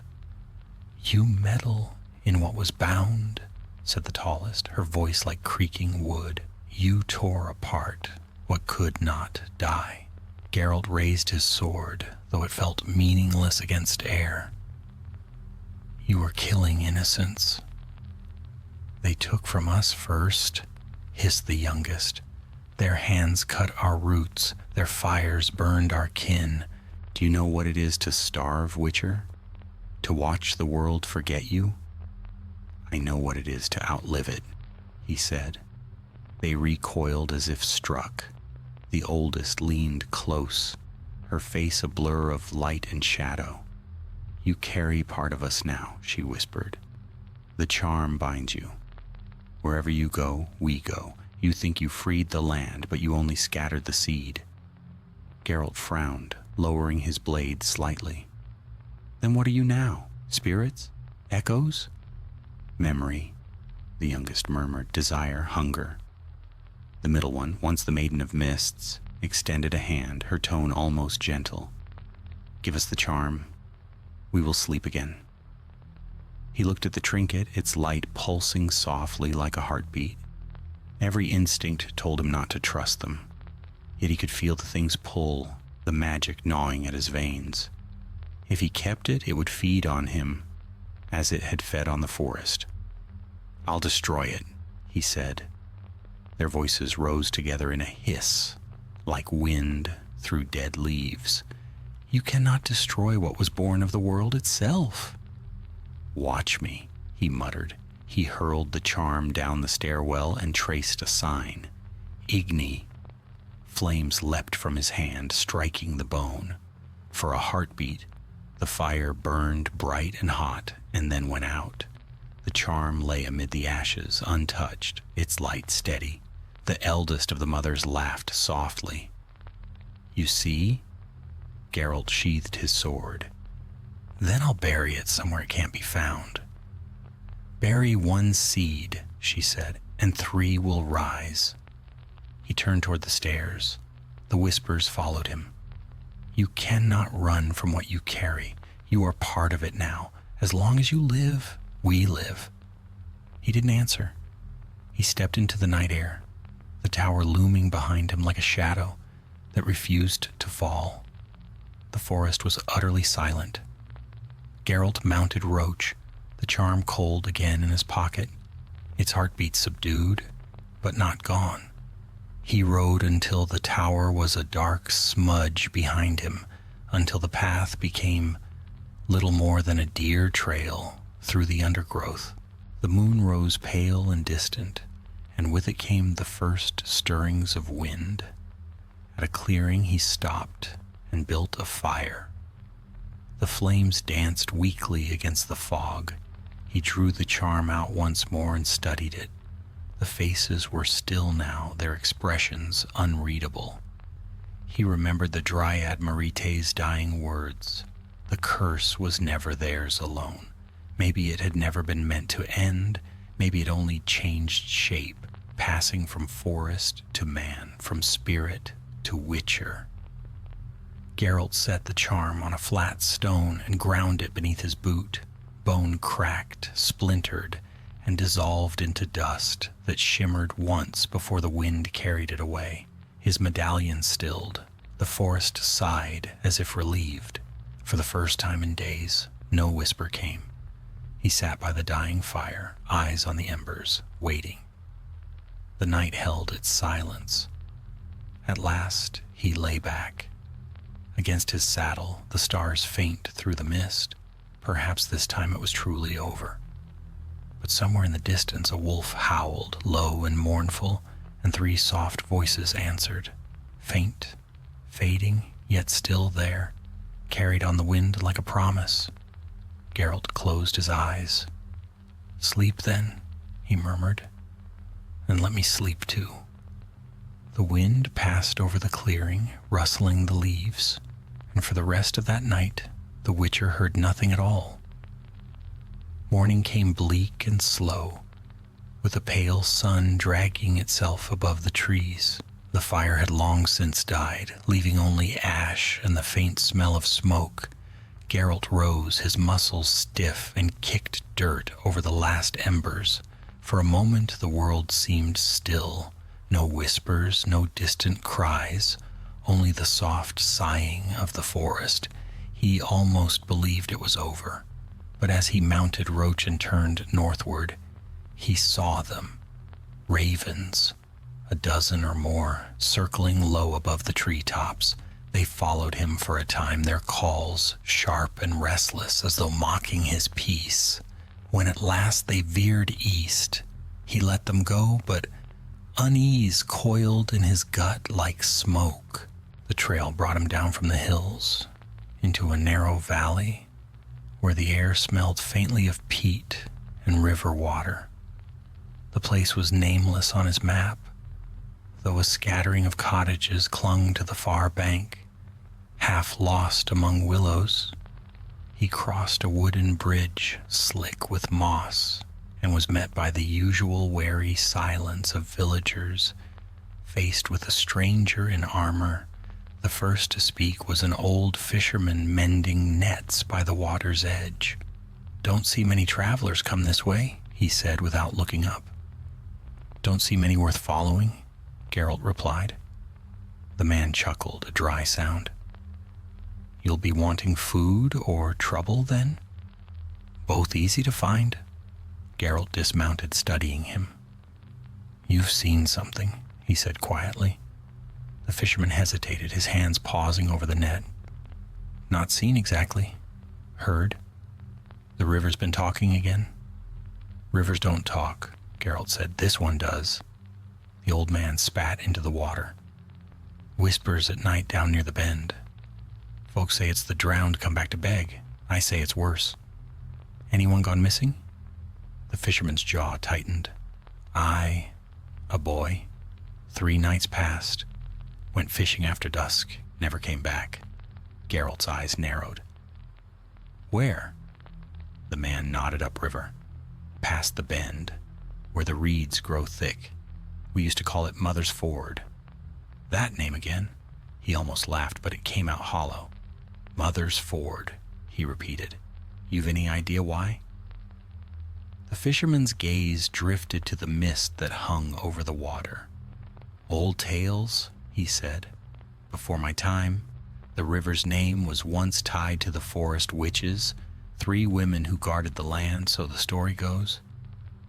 Folk left offerings at the ford to keep the floods away, but that was long before the wars." Geralt thanked him and rode on. The path to the ford wound between thickets of reeds taller than a man. The air grew colder, heavy with moisture and decay. By midday he reached the bend, a wide, slow curve in the river, its surface dark and mirror smooth. He dismounted, scanning the ground. There were footprints near the water's edge, half washed away by rain, small, bare, a boy's most likely. Next to them the prints deepened, twisted. Something larger had followed. Geralt knelt and touched the mud. Damp, recent. Whatever had taken the child was still close. He unstrapped his silver sword and drew a sign with his free hand. Irden. The circle glowed faintly purple, rippling across the water. Nothing moved. Then the surface broke. A pale hand rose from the depths. Long fingers webbed with thin skin, nails black as pitch. Another followed, then a head, female hair streaming like river weed, eyes empty white. The creature hissed, its mouth full of teeth too sharp for any human. "Drown her, queen," Geralt muttered. "Haven't seen one in years." It lunged faster than he expected, dragging itself onto the bank with a sound like tearing cloth. He met it with a slash that cut through one arm. Black blood spattered the reeds. The creature shrieked, its cry echoed by others beneath the water. Ripples spread and soon more shapes emerged. 5, 6, a whole clutch. He cursed under his breath and backed toward higher ground. The queen reared, her ruined arm already knitting back together. This was no ordinary nest. Something bound them, something ancient. The charm was gone, ground to dust. Yet as he fought, he could swear he heard the faint echo of those same 3 voices whispering in the wind. "We are not gone. Damn it all," he growled, slashing through another creature. The battle was swift and brutal. One by one they fell, torn apart by steel and flame. But the queen did not die easily. When at last his blade pierced her heart, she grasped his wrist and spoke, not in a hiss, but in words clear and human. "You freed them," she whispered. "Now the river feeds their hunger." Then she collapsed, her body melting into the water. Geralt stood panting on the muddy shore, the river already smoothing itself, swallowing the bodies as though they had never been. The wind shifted, carrying the faint scent of lilies and rot. He sheathed his sword, uneasy. The boy was gone, that much was clear, but the queen's words gnawed at him. "You freed them." He had shattered the charm, ended the bond, yet the forest spirits had found a new vessel. The land itself, perhaps. He rode back to the village as dusk fell.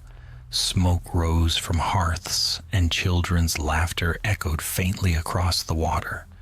For a moment he thought perhaps it had all been illusion. Then he saw the fisherman waiting by the dock, eyes wide. "You found something," the man said. "Something found me," Geralt answered. The fisherman crossed himself. "The river's been quiet since you went, but the water turned red for a time, then clear again." "Keep your people away from it," Geralt said, "at least until the next rain." "Will it come back?" Geralt paused before mounting Roach. "Everything comes back eventually."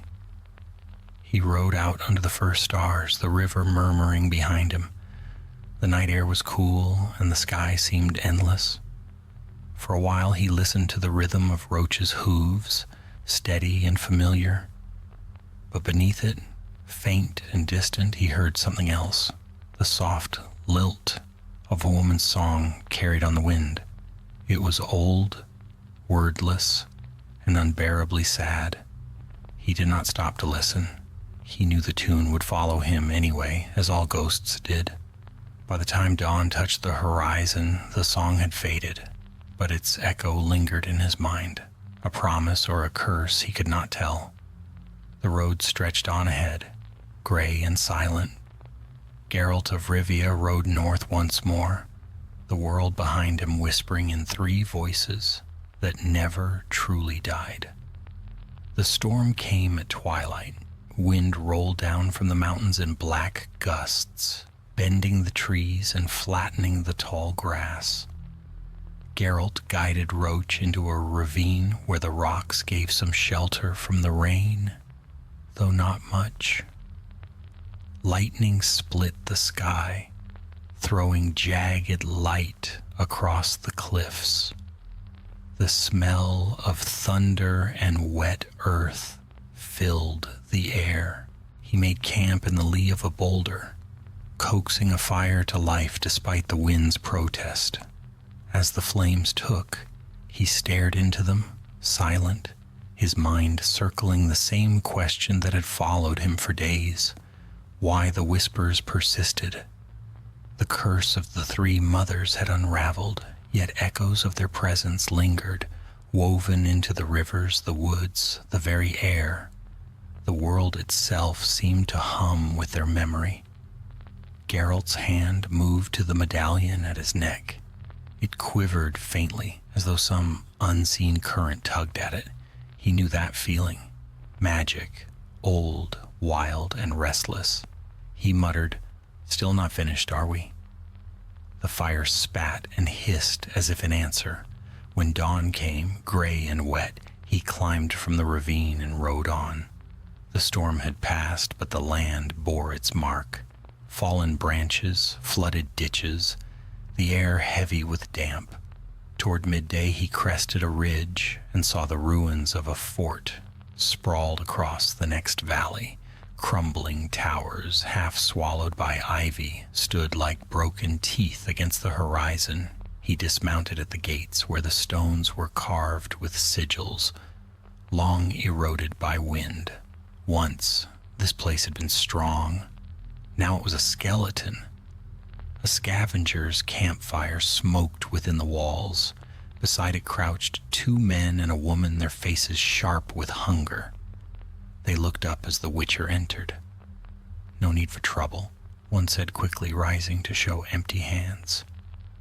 "We're just passing through." Geralt studied them, then nodded. "Have you seen anything strange on the road? Spirits, beasts, travelers who aren't quite what they seem?" The woman snorted. "Everything's strange these days, Witcher. The woods whisper, the rivers sing. I'll be happy when we reach the next town." Geralt's eyes narrowed. "What do they whisper?" She hesitated, glancing at her companions. Voices. 3 of them. Like women talking through the wind. Ask for offerings. Milk, bread, blood. If they don't get them, something bad happens. Something bad? The forest takes folk. Hunters' children, even whole carts. Just gone. We thought it was wolves until one of ours saw things. White shapes walking through the mist. Geralt felt the weight of their words settle in his chest. The mother's reach had spread farther than he'd feared. "Where?" he asked. The woman pointed east. "Follow the river for half a day. You'll find the marsh. Don't stay after dark." He left them what coin he could spare and rode on. The path followed the river's winding course, the water sluggish and black. Reeds grew thick along the banks, whispering softly though no wind stirred them. By evening, he reached the marsh, a wide expanse of mist and still water, stretching as far as the eye could see. He dismounted, tethered Roach to a tree, and stepped into the mire. The ground was soft underfoot, sucking at his boots. Insects droned, and somewhere distant, a heron cried. The mist thickened with every step. Then came the smell, sweet, rotten, familiar. He drew his sword. "All right," he murmured, "let's end this." The water rippled ahead. Figures began to form, 3 silhouettes rising from the fog. Not ghosts this time, but flesh, pale, glistening, their skin patterned with veins of green. The 3 mothers reborn. Their eyes glowed faintly in the gloom. The eldest spoke first, her voice carrying like a sigh. "You would not let us rest, White Wolf." "You've been busy," Geralt said evenly, innocence vanishing. Rivers turned red. "That's not rest, it's hunger." The maiden smiled, her mouth too wide. "The world forgot its keepers. We only take what was promised. I've heard that before." He shifted his stance. The marsh hissed as though alive. Water swelled around his boots. rising, pulling at him. He fought the suction, muttered a sign. Ard! The blast of force scattered the mist and broke the water's hold. The youngest of the three shrieked, the sound shattering the quiet. They surged forward, claws gleaming like bone. Geralt met them head-on. His sword carved arcs of silver through the fog. The first creature fell back, her flesh hissing where the blade struck. The other two closed in, striking faster than thought. He turned, blocked, countered, his boots sinking deeper into the mud. Yrden. The circle of light flared around him. The air rippled, slowing their movements, binding their forms. But the curse that held them was older than the sign. They broke free in seconds, rising taller, stronger. Their eyes burned brighter now, their shapes twisting, half woman, half wood, dripping riverweed and decay. Futile, the eldest hissed. We are the land. Then maybe it's time the land bled. Geralt spat and drew a bomb from his belt. He hurled it into their midst. The explosion of white fire sent ripples racing across the swamp. Steam billowed. The creatures screamed. When the smoke cleared, only one remained.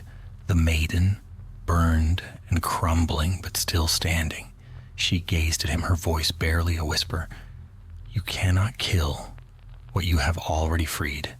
We will wait in every tree and stone, every drop of water. The mothers do not die. They remember. Geralt raised his sword and drove it through her heart. For a heartbeat, the world went silent.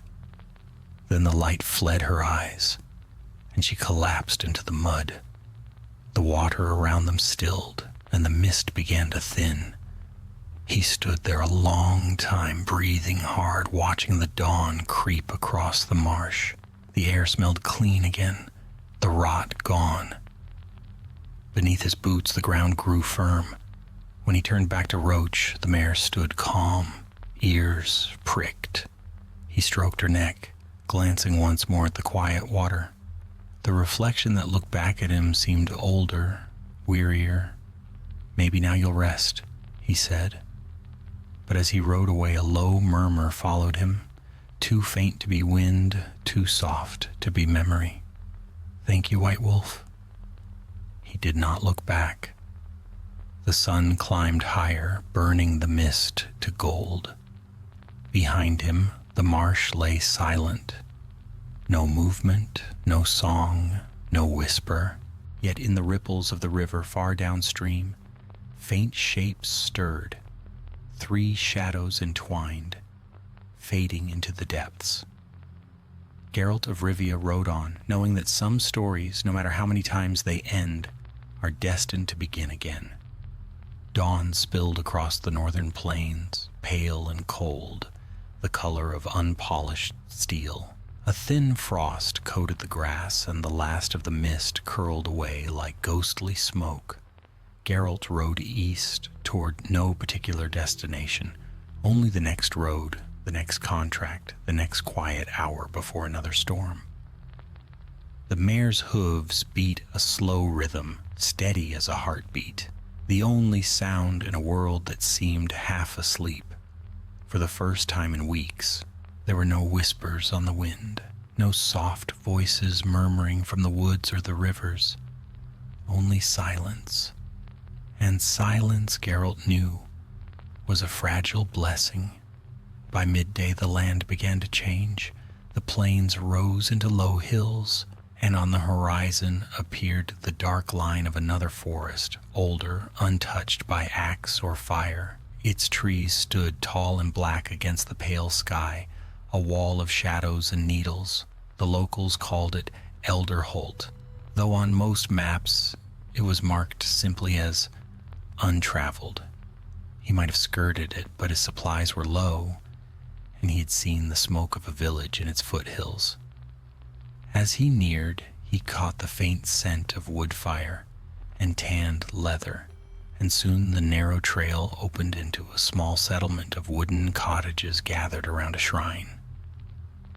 The people here were quiet but not unfriendly, though their eyes lingered on the two swords at his back. He stopped at the well, drawing a bucket of cold, clean water. A woman approached, middle-aged, strong from work, her hair bound in a dark braid. "You're the Witcher," she said. Not a question. "I am," Geralt replied, passing through. "Then pass carefully," she said, glancing toward the forest. "The woods aren't kind to strangers. Folk vanish there." He met her gaze. "Monsters?" Her hands twisted the edge of her apron. "Not beasts. Voices. A song that calls folk into the trees. They say it's the wind, but the wind doesn't sing in words." Geralt's stomach tightened. "What kind of words?" Her lips trembled. "A lullaby. 3 verses, each one softer than the last. My daughter heard it 2 nights ago. She hasn't slept since." He finished his drink, the cold water stinging his throat. "Show me where she heard it." They led him to the edge of the forest. The trees stood dense and close together, their branches woven like the ribs of a cage. Beneath them, the ground was carpeted in dark needles. No birds sang here. The girl, no more than 12, clung to her mother's skirts as Geralt knelt beside her. "Tell me what you saw," he said gently. She stared at the trees, her voice barely a whisper. "There were lights, like candles. I thought someone was walking there. Then they started to hum. It sounded like my mother, only wrong." Geralt nodded slowly. "You did right not to follow." The mother paled. "Others haven't been so lucky." He rose, scanning the tree line. "Stay inside tonight, bolt the doors. Whatever this is, I'll find it." When dusk fell, he returned alone. The air was cold enough to bite. He drank a swallow of cat potion, and the world sharpened. Every shadow etched with clarity, every sound a thread in a vast, waiting web. He stepped into the forest. The light of his lantern fell on bark and mist. The deeper he walked, the more the trees seemed to close around him, their roots twisting like veins. Then he heard it. A voice, soft, melodic, and painfully familiar. "Sleep, child, sleep. The roots will guard thee deep." Another joined it, then a third, weaving harmonies that brushed against his mind like fingers through hair. He stopped, every muscle tense. The melody wound through the trees, sweet and sorrowful, pulling at him. He shook his head sharply. "Not this time." Drawing his silver sword, he whispered an incantation under his breath. The signs glowed faintly on his hand, the faint blue light cutting through the dark. The music faltered, wavered, then changed, growing harsher, older. "You should have let us rest," said a voice from the mist. 3 figures stepped into view, women once more, or the shades of what they had been. Their faces shimmered, caught between beauty and decay. One held a crown of roots, another a staff of bone, the third a lantern filled with black fire. Geralt raised his sword. "You're persistent." The eldest smiled faintly. "We are patient. You thought you could burn away what the world itself remembers? I thought I could keep it from killing children." The youngest laughed, a sound like breaking glass. "We have no need to kill. We sing, and they come willingly. We take only what is offered. You take everything." He slashed at the nearest shade, the silver blade passing through mist that solidified in an instant. The creature shrieked, her form unraveling before knitting together again. He swung once more, the sign of Igni flaring from his free hand. Flame burst across the clearing, lighting the trees like torches. The mothers recoiled, their forms twisting in the glare. The eldest hissed, Fire again, White Wolf? Must every mercy of man end in ash? Mercy? Geralt growled. You've forgotten the meaning of the word. They surged forward as one. He met them with steel and fury, each blow slicing through illusion and shadow. The forest screamed around them, branches thrashing like serpents. Sparks rained from his blade as it struck root and bone. At last he drove the sword deep into the ground and traced Írden, the runes blazing violet. The air pulsed, binding the shades in a circle of light. Their screams rose, merging into a single, shattering wail. The lantern cracked, spilling its black fire into the soil. Go back, Geralt said through clenched teeth. Back to the dark that made you. The eldest's eyes glowed once more, soft and sorrowful. We cannot. The world remembers. As long as men fear the woods, we will sing. Then the light consumed them. The voices faded, the air stilling as though the forest itself held its breath. When it ended, only silence remained. Geralt stood in the ruin of his circle, chest heaving, the sword's edge glowing faintly red. The earth beneath him smoked. The trees were quiet. He sheathed his blade and turned toward the village. Dawn broke as he left the forest, painting the fields in soft gold. The girl and her mother waited by the shrine, fear etched into their faces. It's done, he said simply. The mother bowed her head. Will they come again? He looked toward the dark line of trees. Not here. Not now. But somewhere perhaps. The woman nodded, tears shining in her eyes. Then thank you, Witcher. He said nothing. By noon he was gone, the road stretching out before him. Behind him, Elderholt stood quiet, its shadows deep and unbroken. Yet as the wind stirred the trees, a faint song rose once more. No words, no threat, only a mournful echo of what had been. A reminder, perhaps, that some evils were not vanquished, but merely lulled to sleep. Geralt rode on without looking back, the sun climbing high and bright above the endless road, and the legend of the whisper of the three mothers passed into silence at last.